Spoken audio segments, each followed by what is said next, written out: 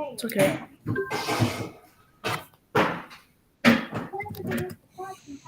All right.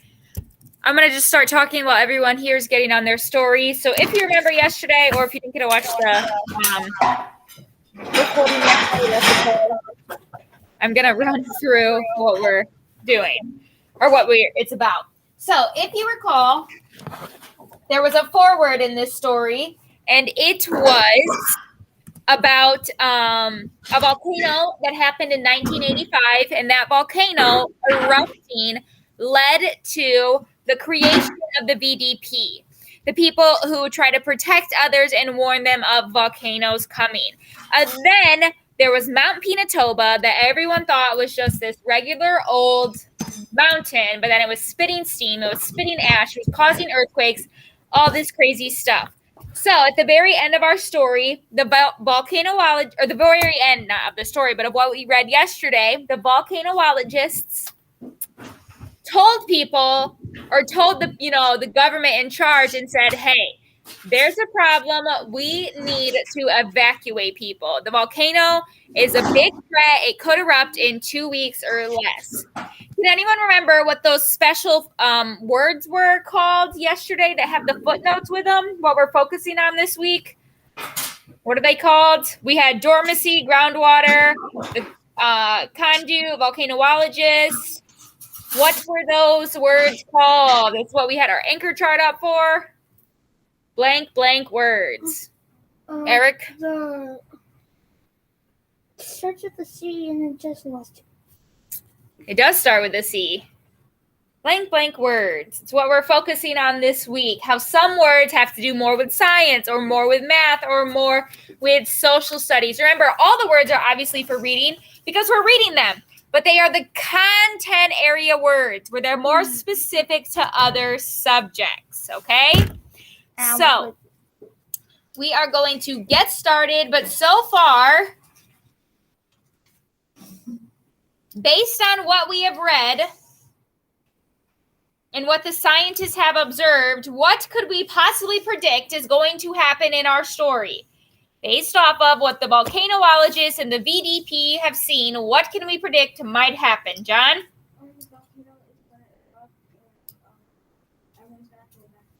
All right, John is predicting that based off of what we read so far, the volcano is going to erupt. So we will find that out. I need everyone on page 186.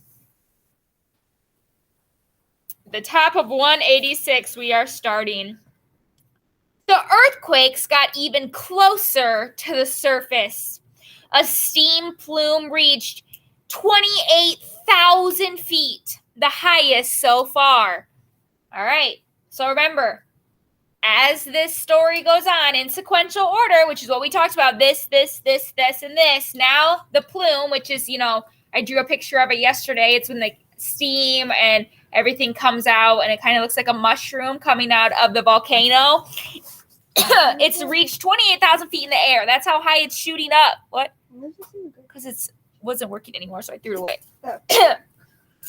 After conferring with the VDP scientist, Ray raised his alert to level 4, enlarging the evacuation zone for the local population.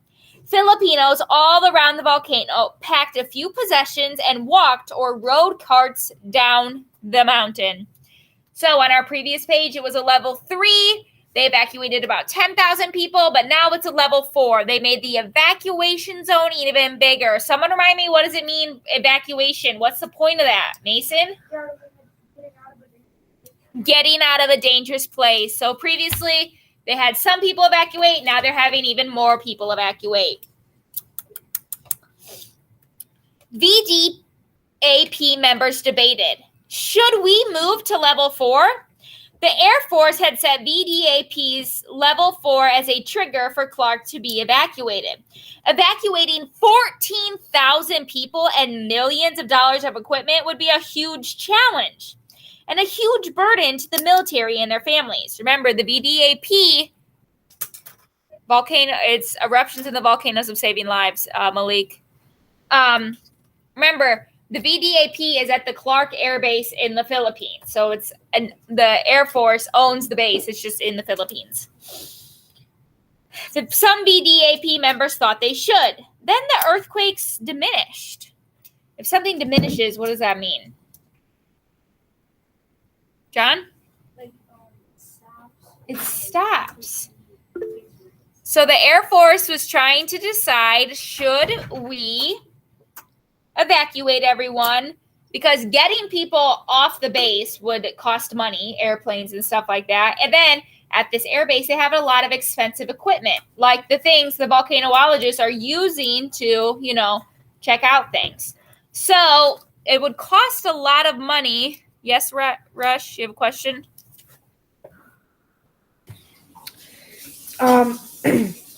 So when you said about how the military could get the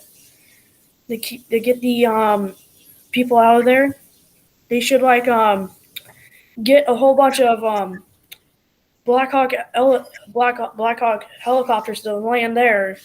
Try to get the most people loaded on the helicopters and take them out of the environment where the volcano is trying to destroy. Right. So that's pretty much their plan, is they either get helicopters or they get different types of cars and move people. But the problem is it costs a lot of money to do that, right? You have to, the fuel for the helicopters and things like that. It costs a lot of money. So that's what they're worrying about. Because what if they evacuate all these people and then the earthquakes don't happen? Then that's a lot of money wasted, right? But what if they don't evacuate people and the earthquake does happen? What does that mean?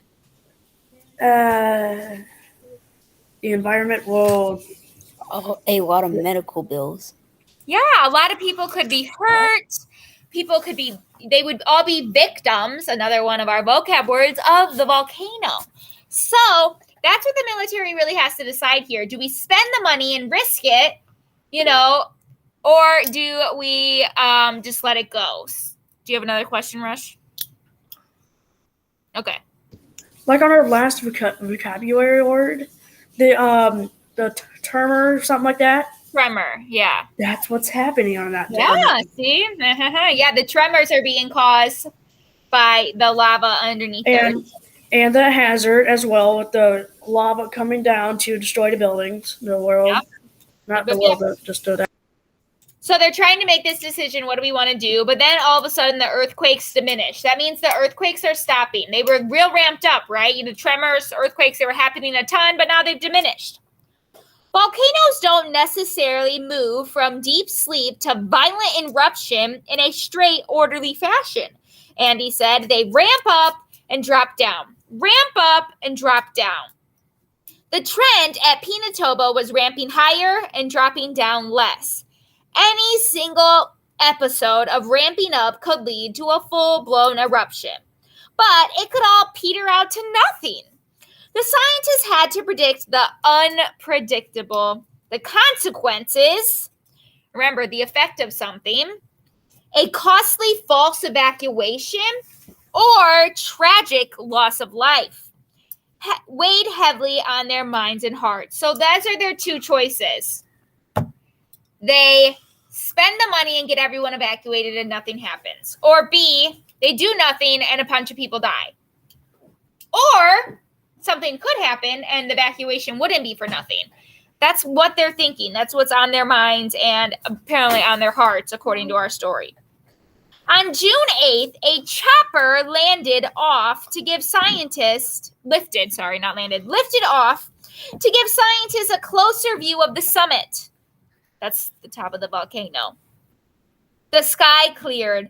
They could see that a big, ugly, gray blob of rock had poked out of the east crater wall. It was a lava dome. Cold, hard, heavy rock could be clogging the vent. With magma moving up with nowhere to go, the pressure building, this thing could blow with deadly results. So they got close to the top of the mountain, the top of the volcano, and they did not get any good news. It was, oh no, there's this rock, this lava dome coming outside of the volcano, which just means there's a lot of pressure building up. The scientists told the Air Force commanders the new development and waited for them to take action. Then, the next morning, June 9th, when Andy and his colleagues hopped into the helicopter, it took a detour to the center of the base. A detour, it means it's not on the perfect path. Like if Mrs. Kneifel was going to go home after school, but I stopped at Casey's first, that would be a little detour. Rush raised his hand. Rush, you got a question? So I was gonna say that you know what they have at California with those people those firefighters that help the wildfires out in the woods. Yeah. I was gonna say that what if they came to that area and they had buckets full of water and they just dump it right in the volcano. I'm not sure if that What works. if it did happen though? That was just a That'd question. be really crazy, but I don't know enough about volcanoes to know how that would work necessarily. Usually it just turns into rock if you put in It would have to be a lot of water though. Yeah. Like those helicopters that carry those big buckets or those planes that can store like, Water, yeah. over 2 tons of. All right, so it took a detour to the center of the base. General Stutter and his second in command climbed aboard. The helicopter headed for the volcano. Instead of billowing steam and ash, only a thin snake of yellow-gray plume drifted from the summit. So it's not a ton of stuff coming out of it right now. It's just like a teeny little bit. Geez, that's a lot of ash, the general commented. That's nothing, the volcanologist said. They pointed out how underlying the jungle all around the mountain were signs of massive ancient pyroclastic flows. That's all ash from the last eruption.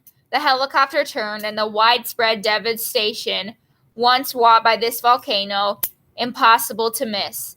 The general stared silently out the window as the helicopter headed back to the base. Finally, he turned to his second in command. Do it tomorrow, he said. All right, so the volcanologists were on the helicopter heading out, but before they headed out, they grabbed the people that were in charge of the Air Force Base, and they brought them along. And they pointed out the devastation from the last eruption. But was anyone alive currently during the last eruption? No, remember, they literally thought this was a mountain because of how long it had been inactive. So he's saying, do it tomorrow. Do what tomorrow? Let's make an inference. What is he going to do tomorrow? Probably, Mason?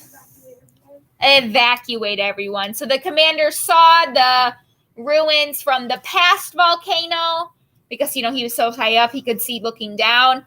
And then he said, do it tomorrow, meaning let's evacuate tomorrow. And then there is just a quote here on paper, and it's just that volcanoes don't necessarily move from deep sleep to violent eruption in a straight, orderly progression.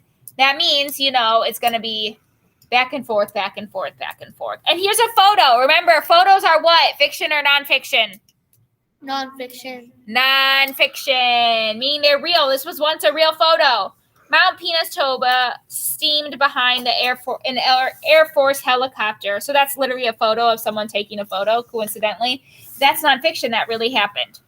So there was a content area word in this section, and it was number 6 footnote, the pyroclastic flows, which is fast-moving flows of hot gas and rock. So, like what's coming out of the lovely volcano. So, on page 168 and 186 and 187, someone find me some words or phrases that show us sequence of events. What are some words or phrases that show us secrets of events? Sequence, not secrets, sorry.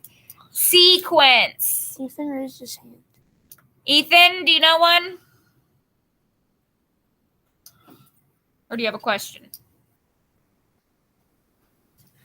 Yeah, I think I know one. Tell me. Hold on 2 seconds. I have to transfer somewhere. All right.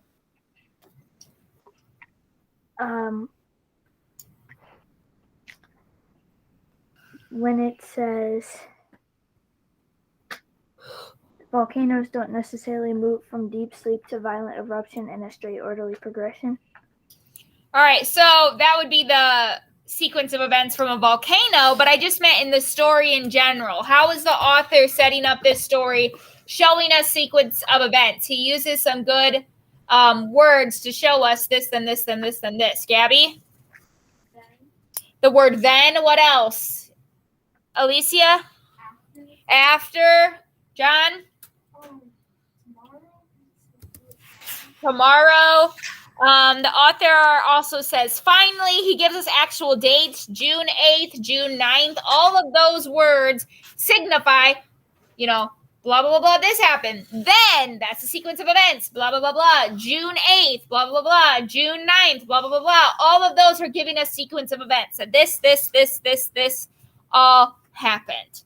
All right, you may turn the page. All right, at the top of 188 is this section in red. And I know we've talked about this before, but probably not in a few weeks. It is in red. It is not in the rest of the story. It is set apart, which makes the part in red a what? Ethan?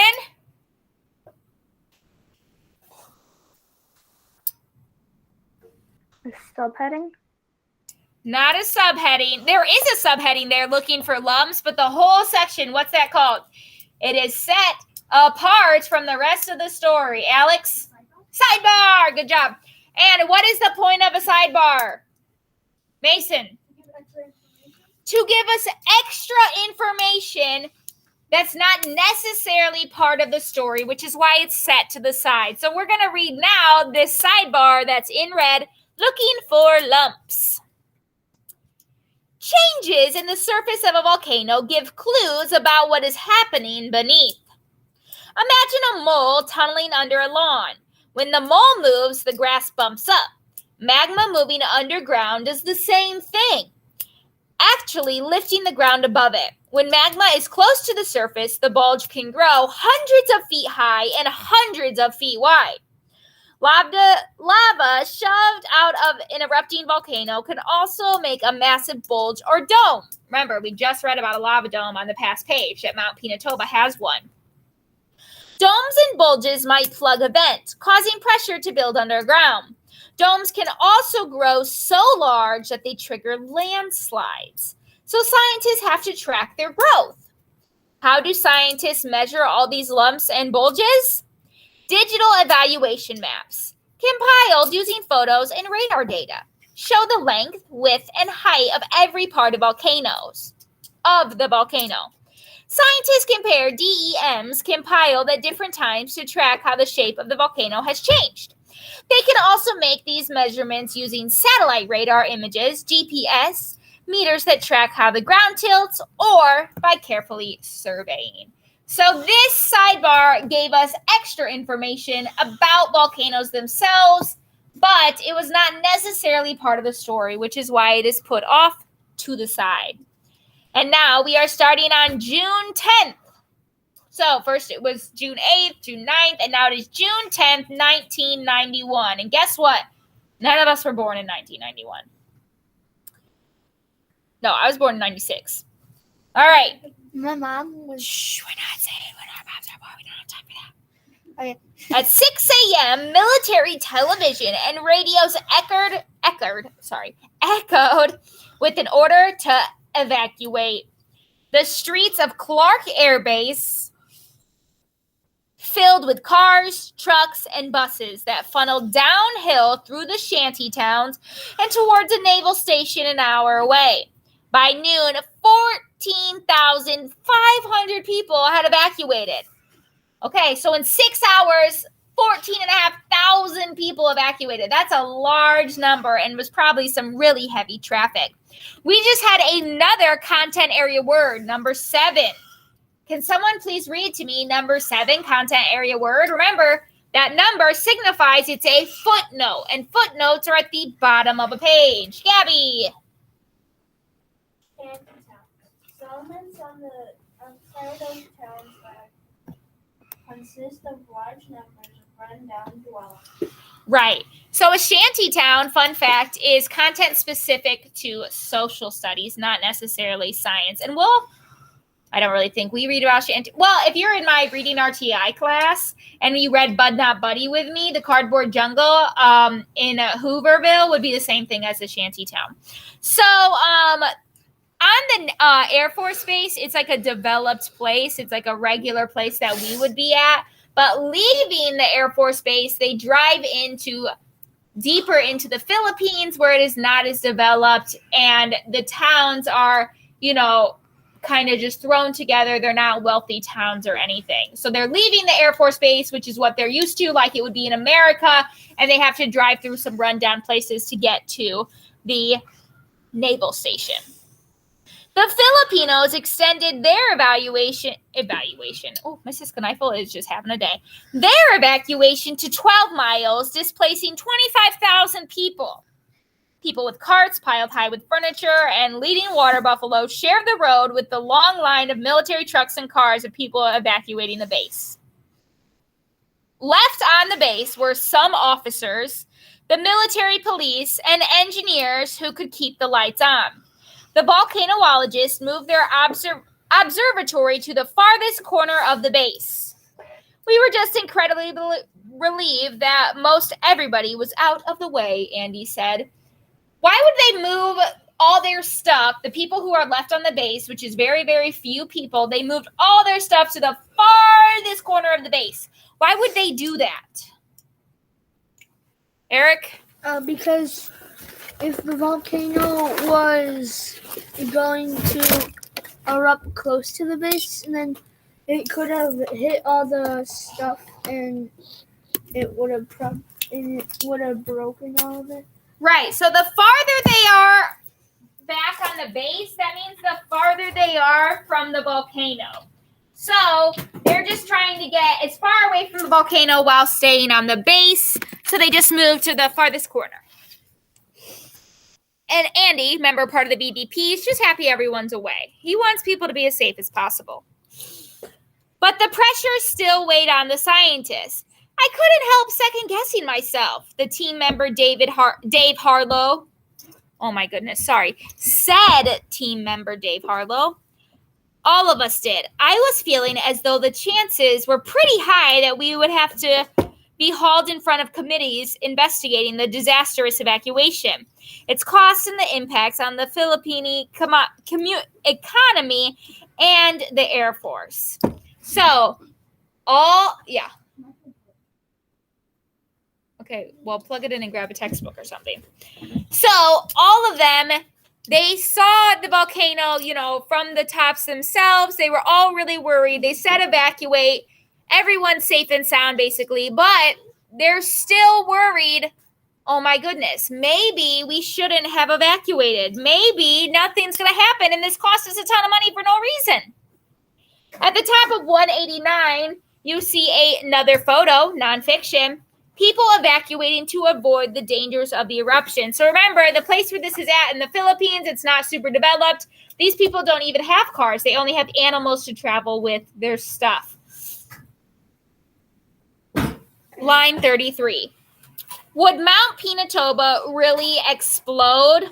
The next few days would tell. Andy woke up to a blue sky morning on June 12th. It was after 6 a.m., and the clouds had usually rolled in by then. But the sun shone brightly as he waited for geologist Rick Hoblet, who was going to give Andy a lift to the observatory. "Let's go!" Rick hollered from upstairs. Geez, Andy thought, what's with him? Rick raced down the stairs, taking 2 at a time, just as Andy opened the front door. A huge black ash column pumped out of the volcano, filling the sky. The column rose up higher and higher. Rick and Andy jumped into their truck and raced off By the time they got to the observatory at the edge of the base, the ash column had hit the stratosphere. The cloud mushroomed out, reaching the sky right above them. All right, so everything was, fine and dandy. Oh, yeah, we'll see when the volcano actually erupts. But now, apparently, it's gotten really bad, and they're rushing to the observatory. All right, you may turn the page. Dun, dun, dun, dun. Then the clouds stopped, and started to dissipate. If it's dissipate, that means it's going away. Woohoo! Whoa, cool, the MPs hollered. They started doing a victory dance because they thought they'd just seen the eruption and survived. So the MPs, military police, who don't know really necessarily anything specific about volcanoes, they just thought it erupted and they were fine. They're like, oh yeah, it wasn't even that bad. Bless you, John. But Andy and Rick didn't dance. They turned to their instruments. What's one of their instruments? What's it called? It's one of our vocabulary words. Remember, their instruments are not musical. What is this instrument, John? It's like the thing, like the stupid it's called. It tests like earthquakes and stuff. It's meant to help track natural disasters. It's like machines. Right, so one of their instruments would be a seismograph. Their instruments are not musical instruments. Their instruments are tools to help them, figure out the volcano stuff. They knew that this could be just the beginning. For the next few days, Pinatubo shot steam, rumbled, and kept the scientists on edge. Several times, the volcano shot up columns as big as the one on July 12th. But on June 14th, or June 12th, not July 12th, June 12th. On June 14th, the volcano stopped shooting steam and ash. Pinatubo shook as much as it had 2 days before, but nothing came out. The volcano is all stopped up, Andy thought. He fell asleep late that night, restless and worried. Then, on June 15th, Andy and the other scientists were jolted from their sleep by a cry. What does it mean if they were jolted from their sleep? Zoe? Yeah, they were like, basically like shook awake, like jumped out of their sleep. Get up, yelled the scientists on watch. Andy ran to the front door. Clouds obscured the top of the volcano. Pelting rain blurred Andy's view. But great black ash clouds, massive rolling clouds of superheated ash, raged down 6 miles on each side of the volcano. Pyroclastic flows. Moments later, rain and winds from a typhoon that had hit the island completely hid the erupting volcano. Andy rushed to the seismograph. The earthquake died down, way down, and stayed down. All right, so he's really, really worried about the volcano. He went to sleep. He was woken up, and have things yet to get better? No, still not getting better for him. So there's rains and winds from a typhoon that are now hitting the island. Oh, my goodness. A typhoon, which this would be a science-specific, what type of word? What's it called? No. Blank word. You're going to have to remember these. What type of word? What type of words are we learning about this week that have all the footnotes, Phoebe? Content area words. This is the science-specific content area words. A dangerous, powerful tropical storm occurring in the Western Pacific or Indian Oceans. Line 51. This is bad, Andy muttered. The pressure under the volcano was building. Should we evacuate? The scientists asked each other. The decision was quick. Someone yelled, "Evacuate the base!" All right, so remember, there's only a few people left on the base, okay? Just basically the scientists and the military police. And now they've decided, it's bad. We need to go too. Everyone started moving at once, grabbing things, yelling. Officers, MPs, and scientists piled into cars and sped away. From a big field, they watched the dark volcano. They waited. The volcanologists wanted to see their instruments. They wanted to find out what this volcano was up to so they could extend the evacuation zone if needed, or learn something that would help another crisis. But that would mean risking their own lives. Yes, Rush.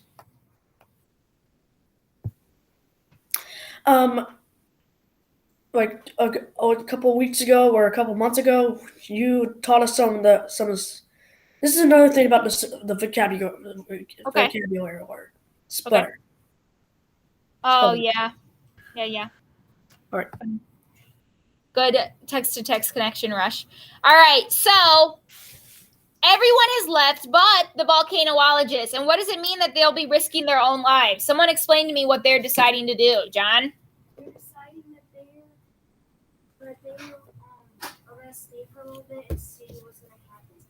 Right, so everyone has left the base now. Military, police, everyone except the volcanologists. They still are like, no, we need to stay. We need to see our instruments. We need to make sure that we can get as much data as possible. But if they stay on the base and the volcano erupts, what does that mean?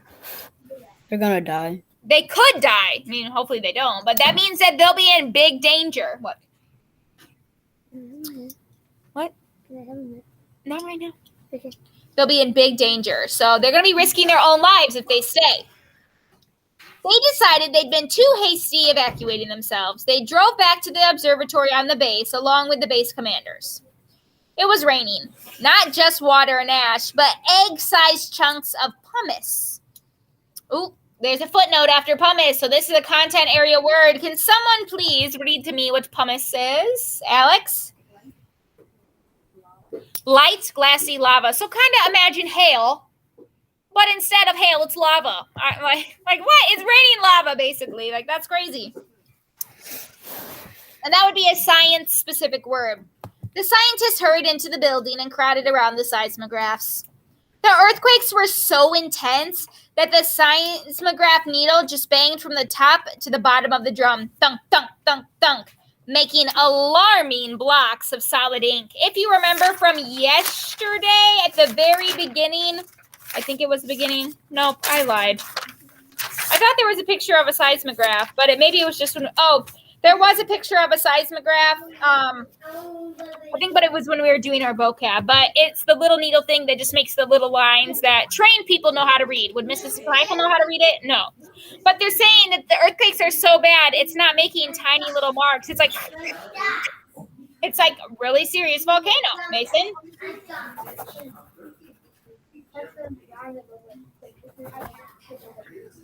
Yep, that's exactly what it does.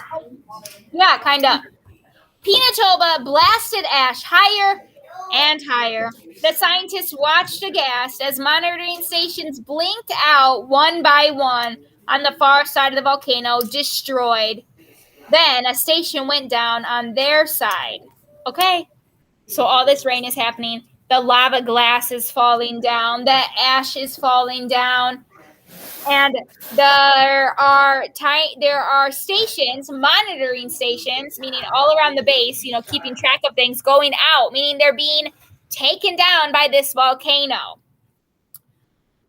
Why do you think the author included dialogue in this text? Why isn't it just telling us their story? Why did they add dialogue to the story, do you think? Mason?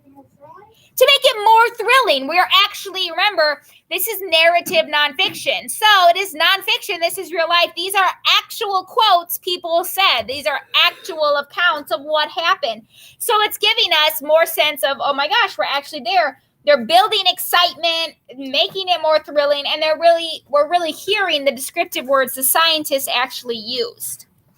Here is and then there's a picture at the bottom. Remember, nonfiction. Threatened by Mount Pinatubo, Clark Air Base was evacuated on June 10th. The light-colored peak at the center is the summit of Pinatubo. So it's really high up. It's the light one. That would be Mount Pinatubo. You may turn the page. 61. It was only 12 miles from where they were standing. Okay, so there was a station that went out only 12 miles from where they were. 12 miles from the school is like the Lighthouse Mall. Just, in case anyone knows where that is.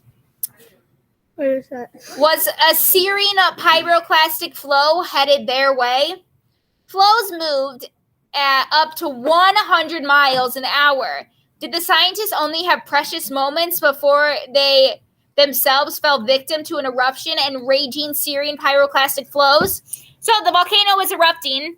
Not all volcanoes move at 100 miles per hour, but some of them do. So if we took 100 and divided it by the 12 miles an hour, or divided it by the 12 miles it has to flow, that's like eight seconds, okay? Like, they don't have that long to get anywhere. What?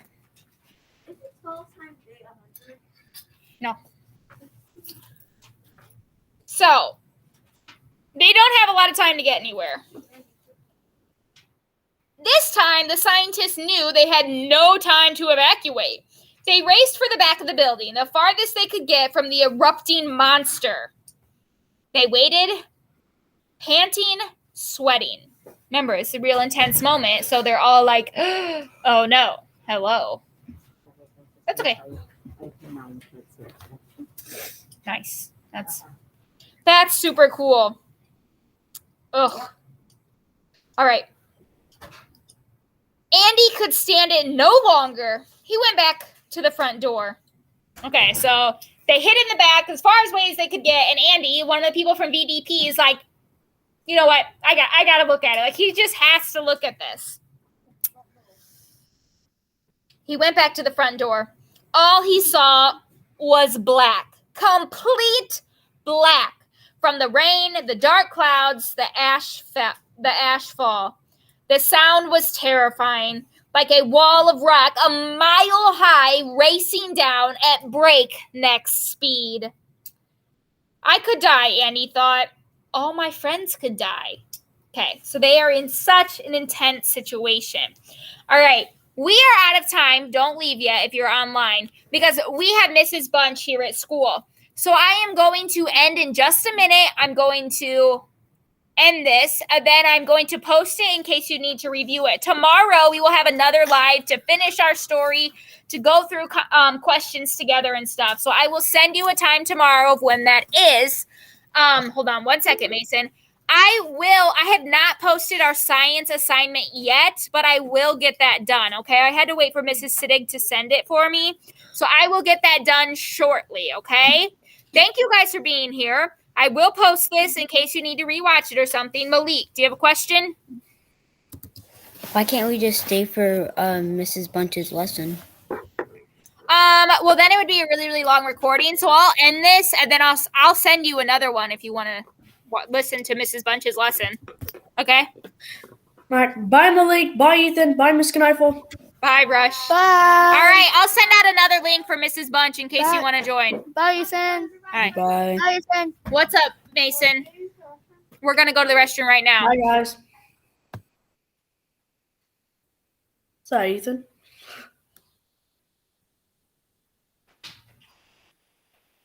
Hi. Is that it? Which house are you at? Your dad's or your mom's? Both. Oh, I forgot. They still live together. So I was gonna say, can you, some point this day, let's get back on this meeting, and let's add each other in on Fortnite when we're done with this today. I think I may have accidentally unadded you. Maybe. I don't know. I think Wait, what? You added me before? I think I did, but I don't know if I still have you. All right. So let's get all this work. Let's get some of this work done for today, and let's see if we can add each other in. And play Fortnite together. Deal, Ethan? Depending on what time I get done, because at a certain time today I have to go to my grandma's house until like next Tuesday. Okay, but do you have any internet at her house for Yeah, that? I have her internet thing, but I can't bring my PS4 because they have nothing to plug my PS4 into. Dang it! But see you later, Ethan. I'll let you know. You will get back on next Tuesday, right? Yeah. All right. I'll let you know when we're good. I'll let you know on Sunday if we can get Sunday. I'm sorry, I'm mixing up. But I'll see if we can play Fortnite and add each other in. Deal? Okay. All right, see you, Ethan. Bye.